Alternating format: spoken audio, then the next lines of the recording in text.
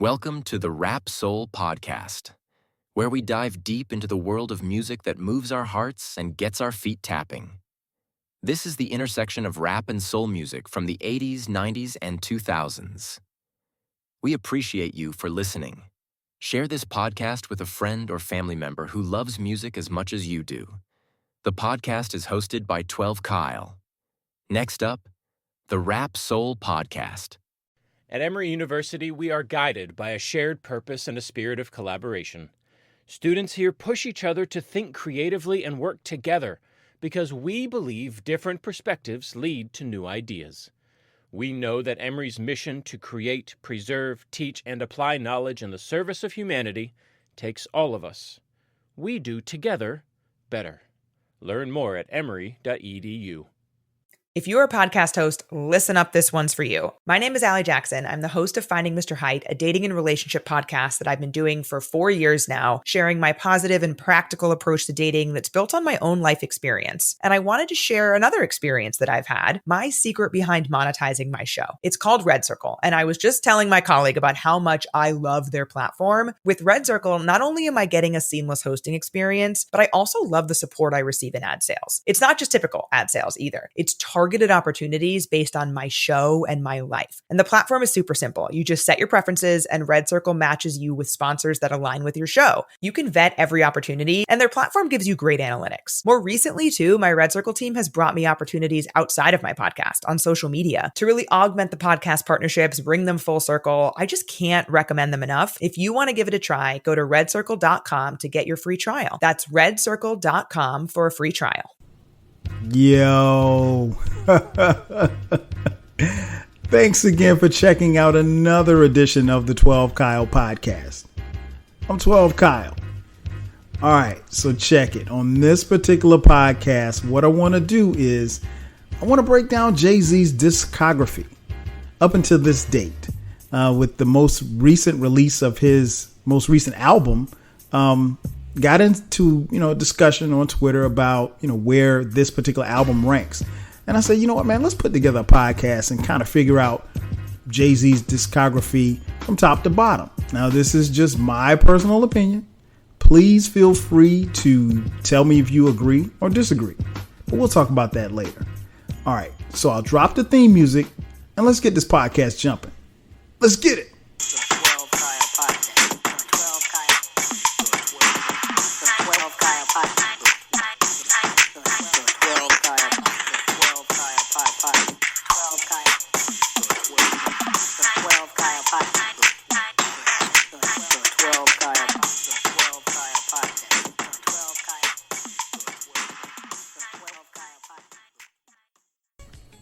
Welcome back.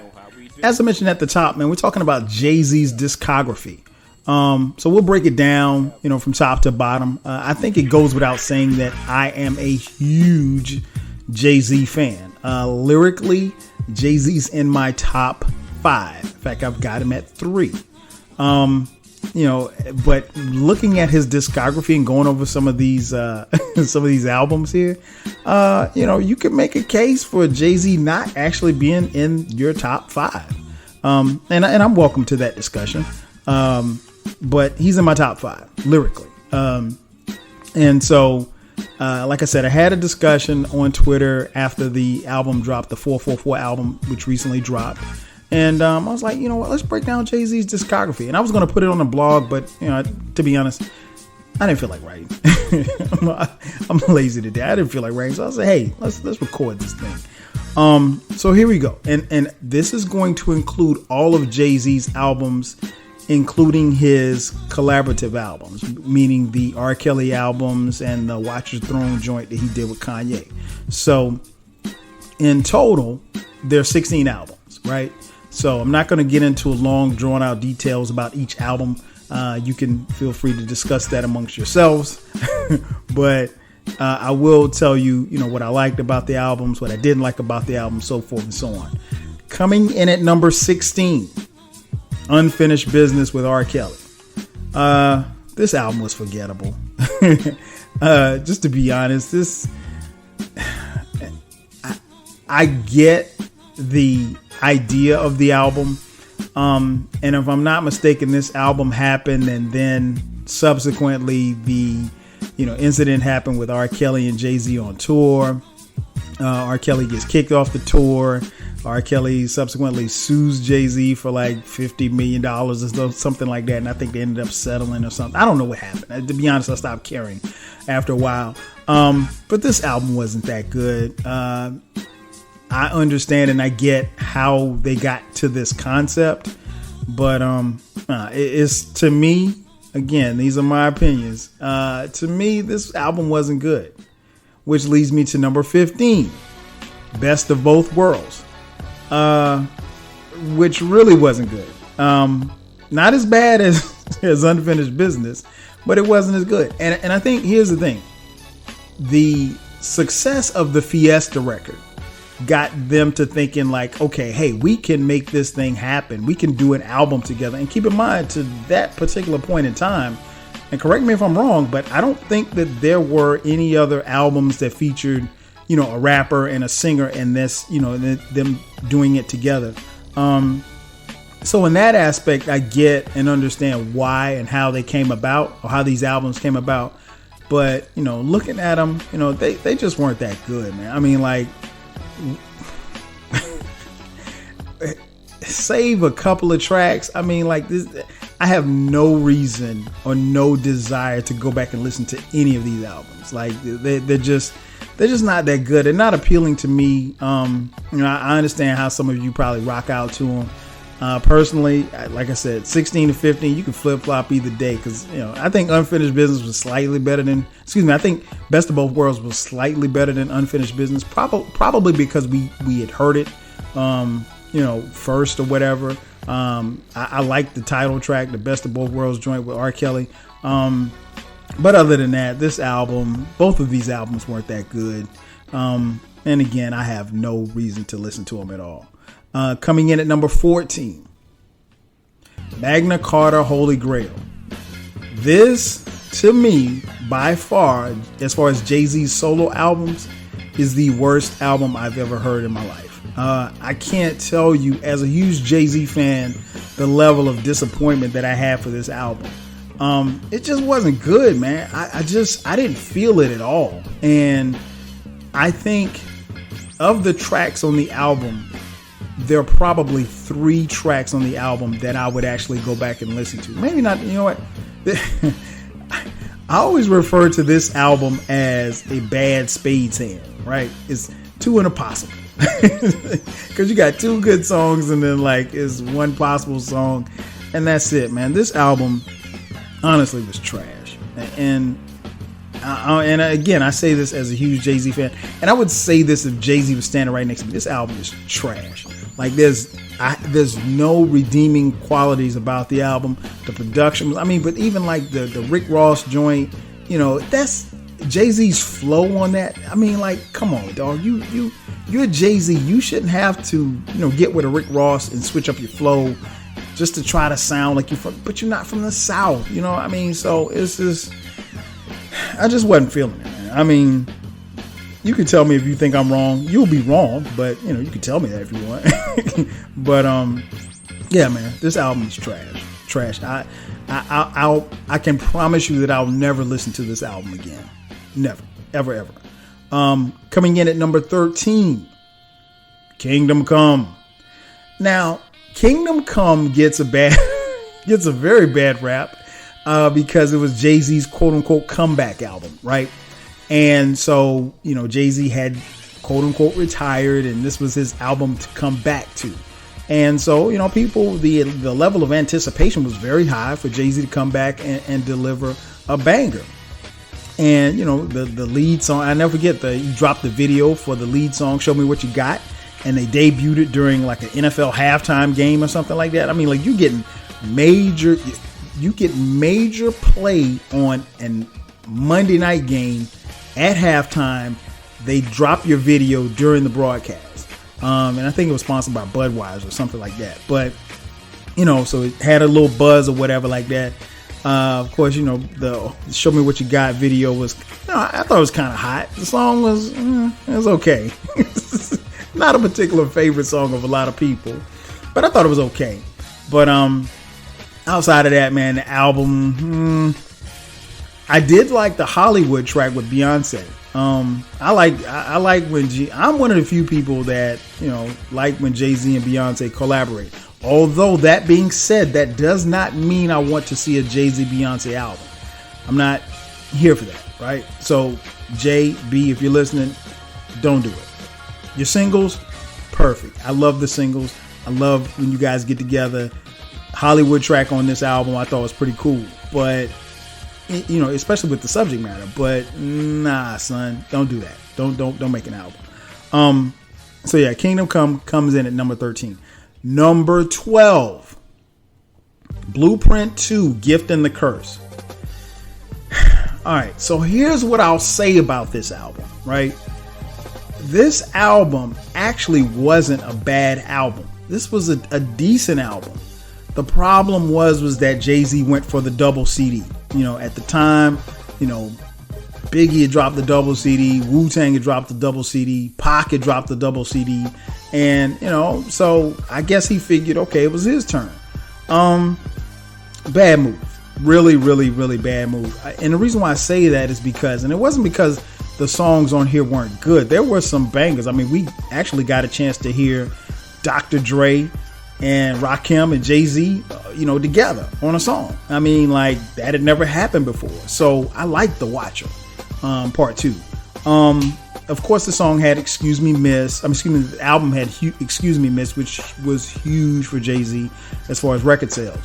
But the problem was that this was a double CD and a lot of the songs were just, filler songs. Probably one of my favorite songs on the double CD was Meet the Parents. Jay-Z's storytelling was crazy on that one. But, it was just too many songs, man. Just way too many songs.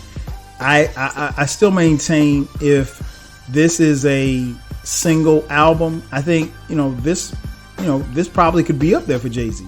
And he just, selectively picked the tracks. But it's way too many tracks. I think it was 11 on one side and then 11 on the other side, and then you had like 3 more bonus tracks. It was just way too much, man. Way too much. So that's coming in at number 12. Number 11, Blueprint 3. Not bad. I like this album. I found in talking to people, a lot of people didn't like this album. So if you're ranking this, some people may rank this a little low. Personally, I don't. This one was okay for me. Jay-Z was still on his way back, so I didn't have a problem with that. Obviously, this one contained the smash single, the New York single, with Alicia Keys. So, I didn't have a problem with this album. I think it was decent. It was solid, and I think that's what, looking back on Jay-Z's discography, I think that's what we have. We have a lot of solid albums, and a few great albums. So yeah, number 11, Blueprint 3. Coming in at number 10, Watch the Throne. Watch the Throne may be higher for you on your list. It's not as high for me. I think Kanye's production was very good on this album. But I think Jay and Kanye kind of lyrically did not bring it like how I'd expected them to. The anticipation was really, really high for this album. Again, another collaborative album from Jay-Z. But, when you look at, how the album starts off with No Church in a While, and then you go to Niggas in Paris, the Otis joint. Stop. Let me stop right here. The Otis joint. I liked it, but over a period of time, I've come to find that a lot of people that I know don't like it. But I was cool with the Otis joint. So I could have it either way. But this album sort of trails off towards the back end of it. Again, Kanye's production I thought was pretty good, but and some of the other production on Swiss Beats, Neptune's produced some tracks, RZA. This album was solid, but it just, I think part of the appeal for this album was the anticipation for it was really, really high. and it just didn't meet the level of where we thought the album should be.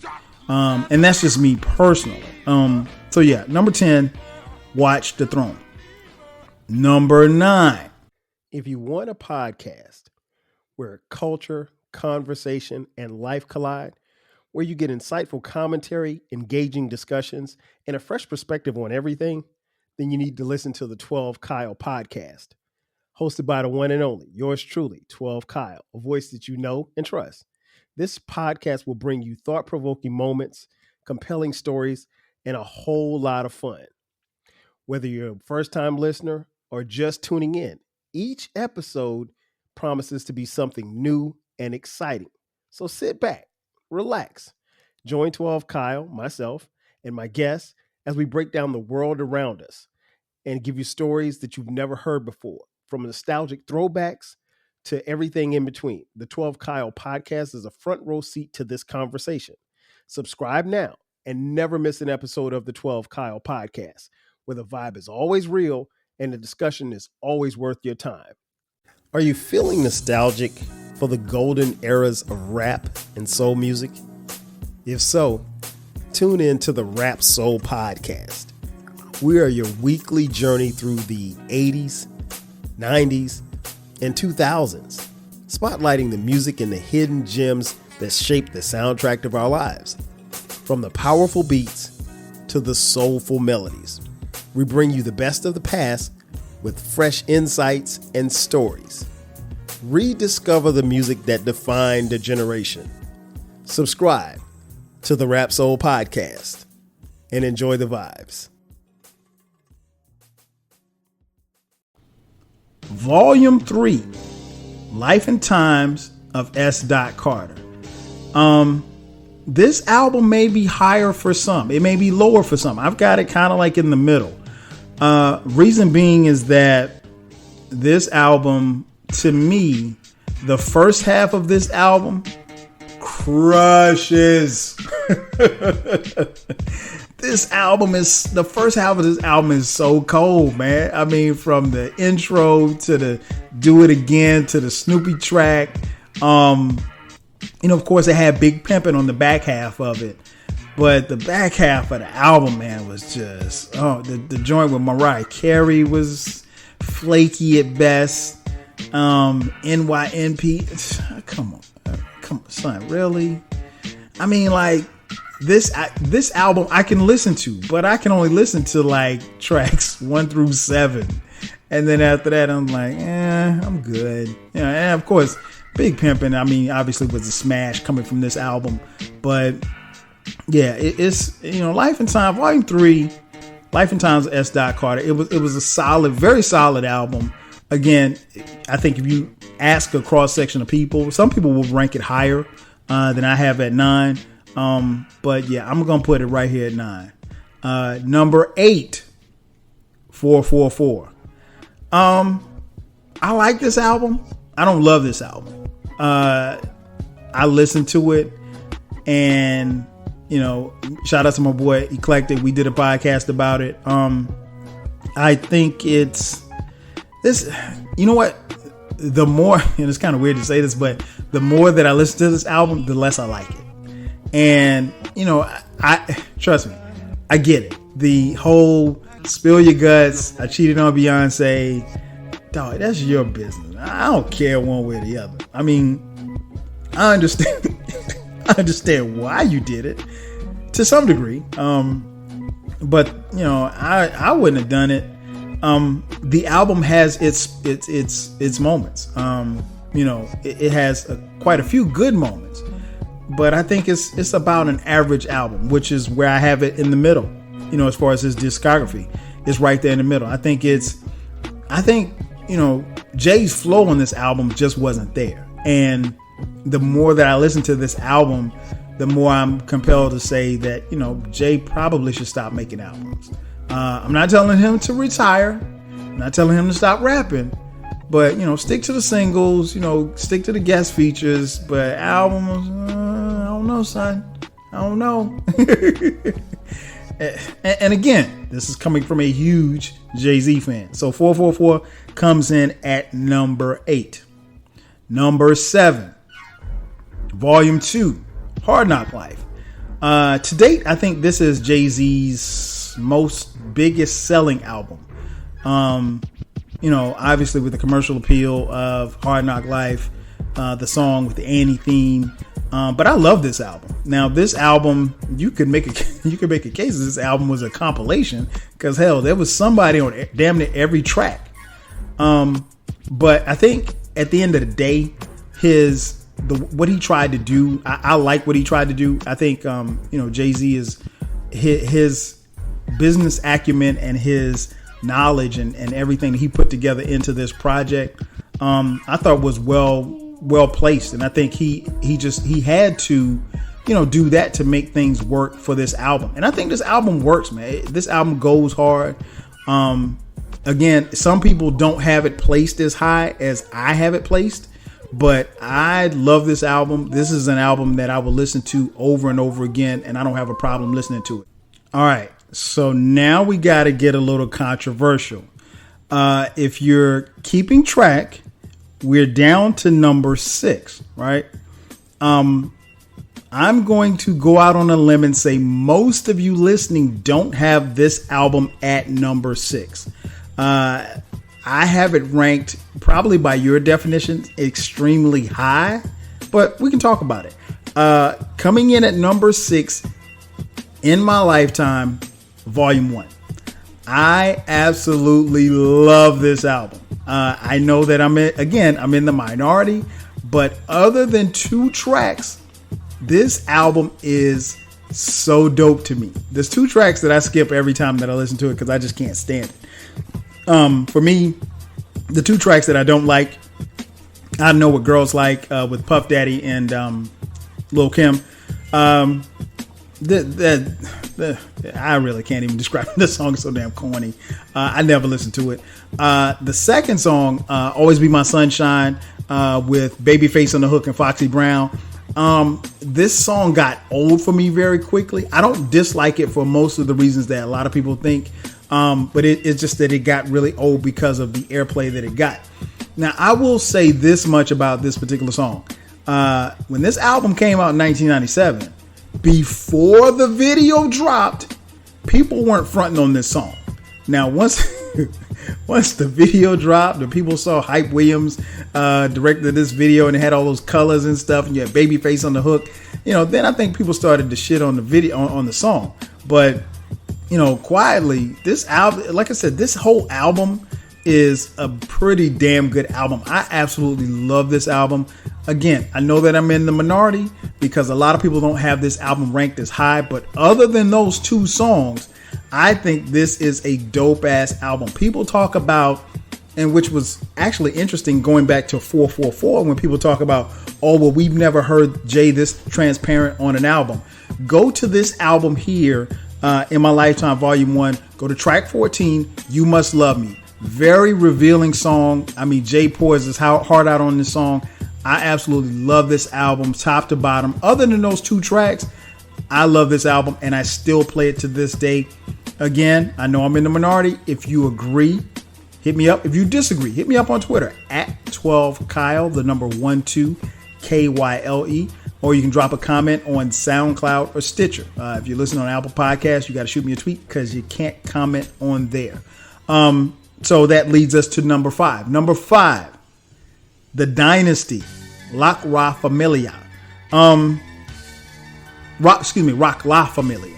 I love this album. This is, it's interesting because Jay-Z is credited as this being a solo album, but he ain't rhyming solo on none of these damn tracks. I think this album was really, really dope because this album featured a lot of what we came to know from, some of the younger producers that Jay-Z was working with. The production was crazy on this album. I loved it. And I still listen to it and bump it to this day. I think Beans was, at his, I don't want to say he was at his peak, but Beans was rhyming, doing his thing. This was the introduction of Freeway to the crew. Of course, Memphis Bleak, did his thing. Memphis Bleak did his thing on this album. Stop laughing, y'all. And of course, this album had, the lead single, I Just Want to Love You, Give It To Me with Pharrell. But Scarface appeared on this album, Snoop, even the great Emil appeared on this album. Nonetheless, man, I love this album. This album goes hard. I still don't understand the last track, Where Have You Been? Very cryptic type of sounding album, song. But nonetheless, man, I think the production that he had on here was really, really crazy, from Kanye to Just Blaze to Rick Rock to Bink. So he and obviously the Neptunes. So I think this album is one of the ones that I always go back and listen to. It's one that I never get tired of listening to. Coming in at number 5, The Dynasty, Rock La Familia. Number 4, American Gangster. American Gangster's cold. If you don't have this album, by all means, make sure that you get it, listen to it. Obviously, this was a theme album because the album coincided with the movie. But yeah, I thought this album, the concept was dope. I think, it put Jay-Z back into the hustler mode, if you will, for him to rhyme about, things that was actually happening in the movie and talk about, kind of touch on his life as a hustler, because he had moved away from those kind of rhymes at that particular time, man. But I love this album. This album comes in at number 4. Number 3, Blueprint. Man, I love Blueprint. I've heard some people say that, they probably ranked this album at 2. I've heard some people ranked it as high as number 1. Now, I ain't going that far. But this album is a flawless album, man. I love it. Never get tired of listening to it. This was Jay-Z's bounce back album. He had dropped, The Dynasty. He caught some flack for Volume 3 and Life of Times of S. Carter. And then the Dynasty album. So he caught some flack about that. So this was, I think, I don't want to say like he fell off or anything like that, because those albums sold well. But this was his bounce back album, man, and he delivered, what many consider to be a classic. I love this album. Other than one song, the Whole Lot Ovito, I hate that song. Other than that, I think it's a flawless album, man. I think this album goes hard. It still resonates to this day. It's very easy to listen to. Obviously, it had The Takeover, which set off the war between him and Nas. Eminem was on this joint. Very, very dope album. Still a great listen these years later. Number 2, the Black Album. Goes without saying, man, Black Album was dope. This album goes hard from beginning to end, from Jay-Z's mama appearing on it to, Jay-Z. Because, to be honest, we thought this was Jay-Z's swan song. This was supposed to be his last album. He was packing it in, headed on to retirement. He was headed, hanging the mic up. And,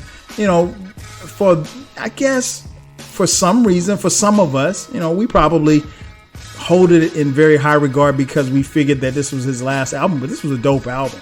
Production was tight. Jay-Z's lyrics and flow was tight. I enjoy listening to this album. I still listen to it from time to time. This album, I think even over a period of time, it still has gotten better. I think there's one misplaced track on this album, and it's not a bad track, but it's just misplaced. The DJ Quick joint, Justify My Thug, I was like, oh, I'm okay with that. But other than that, and Change Clothes, I think, doesn't necessarily fit the theme of the album, but it's a dope song nonetheless. But other than that, I think Jay-Z, man, he killed it, man. 99 Problems. He had so many bangers on this joint. So I love listening to this album to this day. And number 1, without a doubt, anybody knows me knows that this is coming in number 1 because this is one of my all-time favorite hip-hop albums, Reasonable Doubt. Reasonable Doubt is an album that I listen to weekly. No lie. Listen to it at least once a week. This album, and I talked about it on the Reasonable Doubt podcast. So if you did not hear that particular podcast when you're done listening to this one, double back and listen to the Reasonable Doubt podcast when I break it down. But this album is Jay-Z's best work. Jay-Z has often said that it took him his lifetime to make this album. And It's a classic, man. This album is a classic. So many memorable lines. Jay-Z at his best, and I think this album is the standard by which his other albums are held. And a lot of times when people talk about Jay-Z, they're very interested in how well this album, that particular album, stacks up to Reasonable Doubt. If we're being honest, none of them stack up to Reasonable Doubt, to be honest, because it's just that dope of an album. It's timeless and it's a classic. And I think most hip hop historians, people who are tenured in hip hop, such as myself, view it as such. It is Jay-Z's, crowning jewel, and it's something that will definitely live on in his legacy. It's one of the albums that helped define who Jay-Z is, not just as a man, but as a lyricist, as an MC, and it helps complete his discography. So I've gone through 16 through 1. That's my list. You tell me if I'm right. You tell me if I'm wrong. Hit me up. I would love to hear back from you. That's going to do it for me. Thank you for listening to another edition of the 12 Kyle podcast. I'm your boy 12 Kyle. I'll catch you guys next time.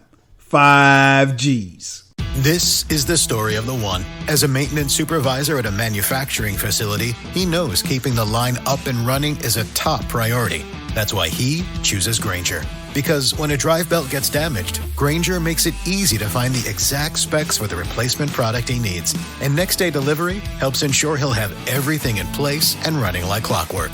Call 1-800-GRAINGER, click Grainger.com, or just stop by. Grainger, for the ones who get it done. When you're a pro, you got to do a little bit of everything. A little. And even a little. And it helps to have something that works as hard as you do. That's why Valspar has durable, high-coverage paint for every job, every time. Made for more. Valspar. Pros, head to Lowe's today and talk to a pro rep about saving time and money on your next job with Valspar Signature Paint. Exclusions apply. See ValsparPro.com for details. Thank you for listening. This concludes the episode. Be sure to subscribe to the Rap Soul podcast. You can find the podcast wherever you get your podcasts. Follow the podcast on social media. And feel free to continue this discussion on our Reddit page. More importantly, share this podcast with a friend or family member who loves music as much as you do. Until next time, 5,000.